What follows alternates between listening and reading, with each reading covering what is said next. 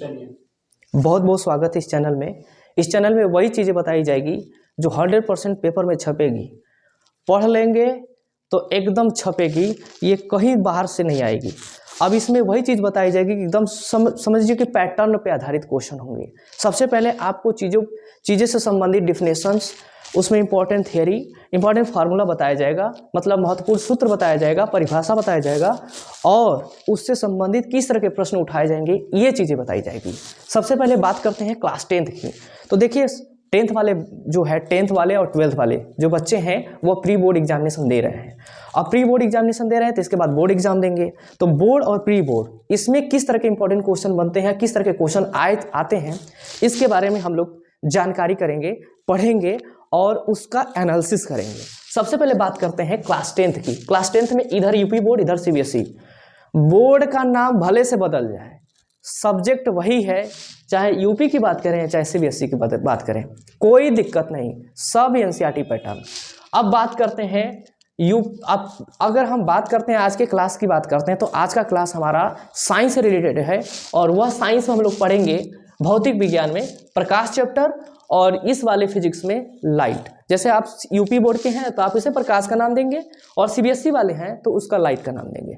अब बात करते हैं, जैसे बात करते हैं कि ये प्रकाश, पहली शुरुआत करते हैं टॉपिक से। तो टॉपिक में पहला जो है प्रकाश है क्या। सबसे पहले सवाल पूछ देता है कि आपके बोर्ड एग्जाम में आप जब पेपर में बैठेंगे, ऐसे बैठ के आप पेपर जैसे उलाटेंगे, फिजिक्स का जब से पोर्शन खुलेगा उसमें पहला क्वेश्चन ही होगा कि प्रकाश होता क्या है या प्रकाश किसे कहते हैं।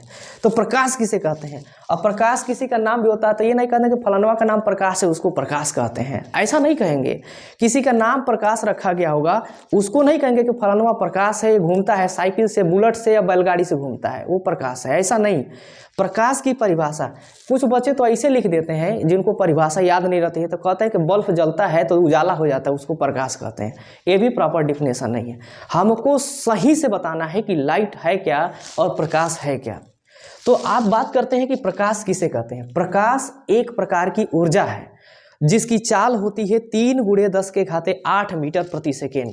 अगर प्रकाश की परिभाषा की बात करते हैं तो प्रकाश एक प्रकार की ऐसी ऊर्जा है जो 3 × 10⁸ मीटर प्रति सेकेंड की चाल से चलती है और यह निर्वात में और वायु में इसकी चाल होती है। जब प्रकाश एक माध्यम से दूसरे माध्यम में जाती है तो ये अपनी दिशाओं को भी बदल देती है। इसको भी प्रकाश का नाम दिया जा सकता है या इसको लिख सकते हैं।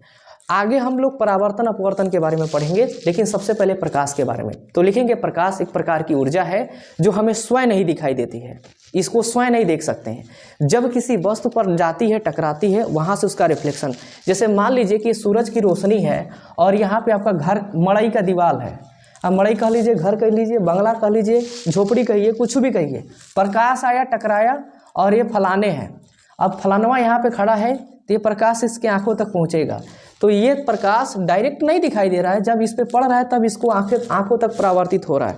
इसी को हम क्या कहेंगे, प्रकाश कहेंगे। अब प्रकाश का पहला क्वेश्चन ही हो गया कि प्रकाश किसे कहेंगे। तो प्रकाश का परिभाषा आप इतने टर्म में लिखेंगे, प्रकाश एक प्रकार की ऐसी ऊर्जा है जो स्वयं नहीं दिखाई देती है।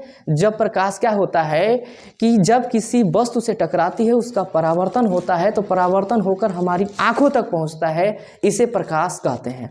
इम्पॉर्टेंट तब हो जाता है जब बोलता है कि प्रकाश का गुण बताइए, प्रकाश का गुण। अब प्रकाश का गुण हम समझ रहे हैं कि सीबीएसई वाले इंतजार कर रहे हैं कि इंग्लिश में कब बताया जाएगा। इंग्लिश में भी सुन लीजिए, light is a form of energy, बस इतना लिख दीजिए, light is a form of energy with sensation our size after reflection from the any object. कह रहा है कि जब लाइट एक ऐसी ऊर्जा है, जब क्या होता है किसी वस्तु से टकराता है, हमारी आंखों तक पहुंचता है, वो क्या कहलाता है, लाइट कहलाता है। ये सीबीएसई के लिए हो गया। पहला इंपॉर्टेंट क्वेश्चन होता है कि व्हाट इज लाइट। यहाँ पे यूपी बोर्ड के लिए व्हाट इज प्रकाश किसे कहते हैं। प्रकाश के गुण की बात करते हैं। अगर प्रकाश का गुण लिखा जाएगा तो प्रकाश सीधी रेखा में चलता है, प्रकाश सीधी रेखा में चलता है, ध्यान दीजिए, प्रकाश सीधी रेखा में चलता है, ठीक है। दूसरा गुण हो जाता है प्रकाश की जो चाल होती है, वो जो चाल होती है 3 × 10⁸ मीटर प्रति सेकेंड होती है, 3 × 10⁸ मीटर प्रति सेकेंड होती है। तीसरा सवाल हो जाता है प्रकाश विद्युत तथा चुंबकीय क्षेत्र। एक केवल रट लीजिए, ये आगे जब आप जब इंटरमीडिएट में जाएंगे, क्लास 12th में जाएंगे, तो चीज़ें बताई जाएगी कि विद्युत और चुंबकीय क्षेत्र क्या है। लेकिन इसमें भी है विद्युत और चुंबकीय क्षेत्र, लेकिन बस आपको इंट्रो कराया गया है।